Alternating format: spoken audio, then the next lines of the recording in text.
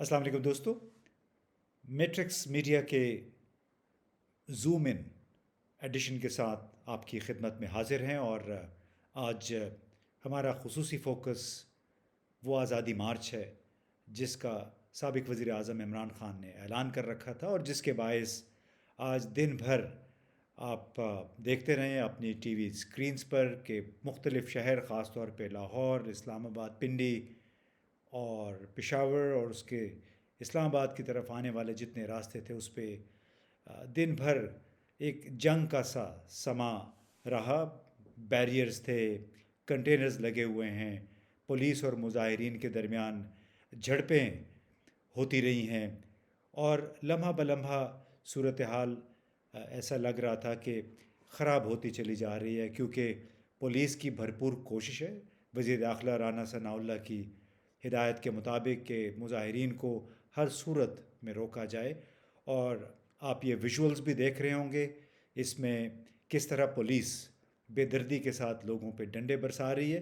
बल्कि आप ये देखिए कि किस तरह गाड़ी में से निकाल के मारपीट हो रही है और गाड़ियों के ऊपर भी डंडों के साथ डंडों की बारिश हो रही है। यानी जो चाहे जो मर्ज़ी गाड़ी है उसको भी बर्बाद करने की मुकम्मल कोशिश है। ये वो लोग हैं जो कि इस्लामाबाद की तरफ जाना चाहते हैं। लाहौर के ग़ालिबन ये मनाजिर हैं, कुछ इसी किस्म के मनाजिर दूसरे शहरों में ख़ास तौर पे पेशावर अटक के पास भी दिन भर देखने में आए। और ये उसकी गमाज़ी करता है कि हुकूमत ने मुकम्मल तहैया कर रखा है कि इस मार्च को रोका जाएगा। दूसरी तरफ ये हुआ कि इमरान ख़ान ने यह ऐलान किया था कि हम जब मार्च की कॉल देंगे तो मुकम्मल लॉकडाउन हो जाएगा। तो अमलन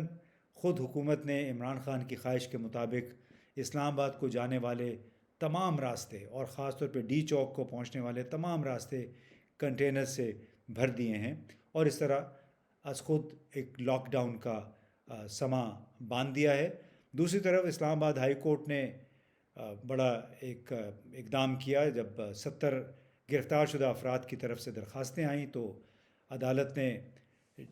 जो मुकामी इंतज़ामिया उनसे पूछा कि इनको क्यों गिरफ़्तार किया गया, तो उन्होंने कहा कि जी MPO के तहत। उन्होंने कहा कि इन्होंने तो कोई काम ही नहीं किया तो आपने गिरफ़्तार क्यों किया है, अभी तो कोई अमल ही नहीं हुआ है, तो इनको आप ज़ाती इनसे ज़मानतें लें, उनको छोड़ें। तो एक हल्की सी वो रोशनी की किरण थी जो कि इधर इस्लामाबाद हाई कोर्ट से नमदार हुई। लेकिन बाकी मुल्क में जो होता रहा है वो ऐन उस बयानी के मुताबिक है जो हुक्मरान जमातों ने ख़ास तौर पे वज़ीर दाखिला सनाउल्लाह साहब ने अवाम के सामने पेश किया है। और वो बयानिया है कि इमरान ख़ान फितना साज है, मुल्क में गड़बड़ फैलाना चाहता है, खून रेज़ी करवाना चाहता है। और जनाब उसकी हिमायत में आप देखिए कि पहले अता तारड़ जो मुस्लिम लीग के बड़े रहनुमा हैं लाहौर में, उन्होंने एक प्रेस कॉन्फ्रेंस की, तो देखिए वो क्या कह रहे हैं। ये इक़दामात लेने ज़रूरी थे और ये इक़दामात इसलिए लिए गए हैं कि जो पाकिस्तानी शहरी घर से निकले वो महफूज रहे, वो किसी ऐसे असला बरदार जत्थे के हत्थे ना चढ़ जाए जो इस वक्त मुल्क के अमन अमान को तबाह करने में लगे हुए हैं। दोस्तों, अता तारड़ के बाद दो वफाकी वज़रा मुसद्दिक मलिक और खुर्रम दस्तगीर साहब ने इस्लामाबाद में एक प्रेस कॉन्फ्रेंस की और उसमें भी कुछ इसी किस्म के इल्ज़ामात लगाए या बातें की। अव्वल आलम जो असलहा बरामद हुआ और न्याजी बरादरान के घर से लाहौर में, वो किस हद तक उसमें सदाकत है हमें नहीं मालूम, किस ब्रांड के ये हथियार हैं और क्या ये पाकिस्तान के रियासती जो इदारे हैं पुलिस रेंजर्स उनके पास भी ये मुहैया हैं या फिर ये फ्री मार्केट से ओपन मार्केट से ख़रीदे गए हैं। और ये कि आपको तो मालूम है पाकिस्तान की पुलिस माशाल्लाह बड़ी फुर्तियाँ दिखाती है, बहुत तेज़ है। जिस तरह राना सनाउल्लाह की गाड़ी से हेरोइन बरामद हुई थी, इसी तरह इस किस्म का असला बेशुमार बेचारे गरीब लोग होते हैं जिनको निशाना बनाना होता है, उनकी गाड़ियों से हेरोइन, चरस, अफ़ीम बरामद हो जाती है या नाजायज़ असला बरामद हो जाता है। दूसरा फिर ये भी चेक करना होगा अभी कि ये असला जो पुलिस दावा कर रही है और जिसमें पुलिस अब इंस्ट्रूमेंट बन गई है, DIG ने फ़ौरन एक प्रेस कॉन्फ्रेंस भी की, ये भी पूछना होगा कि आया ये लाइसेंस याफ्ता असला है। अगर वाकई یہ نیازی برادران کے گھر سے برآمد ہوا ہے، اور بعد میں یہ بھی پتہ چلا، یہ بتایا گیا تھا کہ نیازی برادران فرار ہو گئے ہیں، لیکن جو زبیر نیازی اور ان کے بھائی تھے وہ بعد میں ایوان عدل جو لاہور ہائی کورٹ کے پاس وہاں پہ پہنچے اور مظاہرہ بھی کیا، پولیس کے ساتھ ان کی جھڑپیں بھی ہوئی۔ تو اس میں ہوتا یہ ہے کہ جب بھی اس قسم کی صورتحال پیدا ہوتی ہے تو جھوٹ سچ، اور پھر آپ کو پتہ ہے ہماری پولیس ماشاءاللہ بڑی ماہر ہے جھوٹے مقدمے بنانے میں اور اپنے باسز کو خوش کرنے میں۔ اوپر سے ایک حکم آتا ہے ایک ڈنڈا مارنے کا، یہ 10 ڈنڈے مارتے ہیں، اور یہ کام پہلی دفعہ نہیں ہے، تقریباً ہر دور میں ہوا ہے۔ جتنے بھی اسلام آباد میں مارچ ہوئے ہیں، آپ کو یاد ہوگا کہ 2013 میں طاہر القادری نے ایک مارچ کیا تھا، 2009 میں لانگ مارچ کرنا چاہ رہے تھے نواز شریف صاحب اس وقت کی عدلیہ کو بحال کرنے کے لیے، جس کے نتیجے میں پھر چیف جسٹس افتخار چودھری بحال ہو گئے تھے 59 دوسرے ججوں کے ہمراہ، اور یہ میرا خیال ہے کہ کوئی مارچ 2009 کی بات تھی۔ اور اس کے ساتھ ساتھ پھر آپ کو یاد ہوگا 2014 کا دھرنا ہوا، عمران خان نے کیا 126 دن کا، جس میں صرف ڈی چوک کا علاقہ جو تھا وہاں کاروبار متاثر ہوا، 126 دن تک وہاں پہ جو معمولات بالکل اپسیٹ رہے۔ پھر ٹی ایل پی کے بھی مارچ ہوئے ہیں 2017، 18 اور 2021 میں بھی وہ کرنا چاہ رہے تھے، اور اس کے بعد جمعیت علماء اسلام مولانا فضل الرحمان نے بھی ایک مارچ کیا اور دھرنا دیا اسلام آباد کے باہر، اور ان تمام میں ایک قدر مشترک تھی جو جے یو آئی اور ٹی ایل پی کے مارچ تھے کہ اس میں اپنے ناموس رسالت کے نام پہ اور آزادی کے نام پہ، بلکہ جے یو آئی نے جو کیا وہ جو دھرنا یا مارچ تھا وہ تھا حقیقی آزادی کے نام پہ، جیسے کہ ابھی عمران خان صاحب نے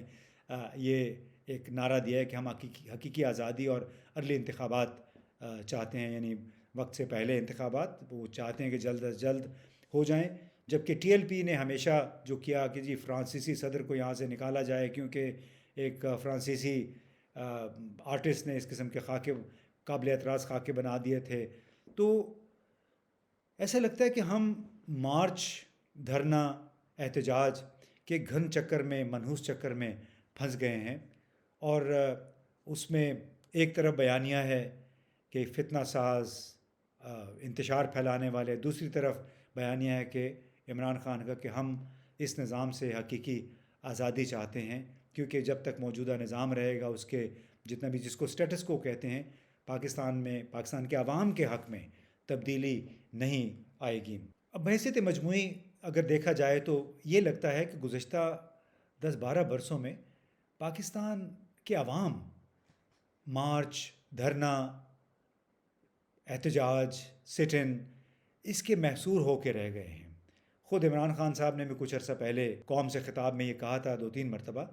کہ یہ جو جلاؤ گھیراؤ کی سیاست ہے یہ نہیں ہونی چاہیے، جو لوگ بھی اسلام آباد پہ مارچ کرنا چاہتے ہیں اس سے کاروبار متاثر ہوتا ہے، اب جو دیہڑی دار ہیں وہ لوگ متاثر ہوتے ہیں۔ اب ایک بار پھر وہی صورتحال پیدا ہو گئی ہے، یعنی گزشتہ 2 روز سے جو ہیجان ہے پورے ملک میں، اور اب نہ جانے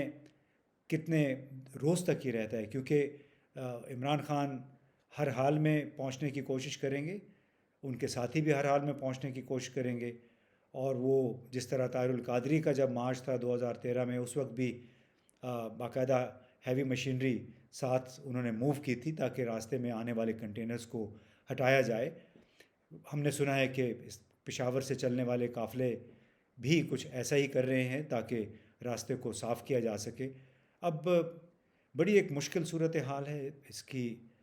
زیادہ نقصان جو ہے وہ پاکستان کے عوام کو، غریب عوام کو ہوتا ہے،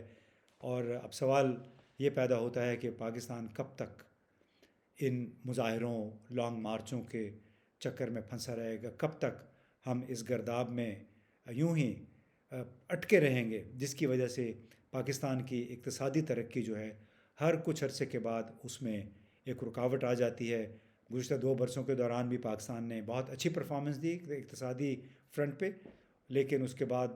مارچ سے جو عدم اعتماد کا سلسلہ چلا، پھر عمران خان صاحب کی حکومت چلی گئی، تو 3 پریشس مہینے اس قوم کے ضائع ہوئے ہیں ایک عدم اعتماد کی تحریک کے بعد سے۔ معلوم نہیں یہ سلسلہ کب تک چلے گا، معلوم نہیں کب عوام یوں ہی بے یقینی کا، عدم اعتماد کا، انتشار کا اور بحیثیت مجموعی پاکستان بے یقینی کا کب تک شکار رہے گا. ابھی دیکھنا ہے کہ موجودہ لانگ مارچ کب تک جاری رہتا ہے اور اس کے نتیجے میں کیا نتائج اس کے کیا برآمد ہوتے ہیں. کیا عمران خان اپنے جو اہداف ہیں وہ حاصل کر لیں گے یا پھر اس کا نتیجہ کسی اور صورت میں بھی برآمد ہو سکتا ہے. آئندہ گھنٹوں میں اس کا پتہ چل جائے گا.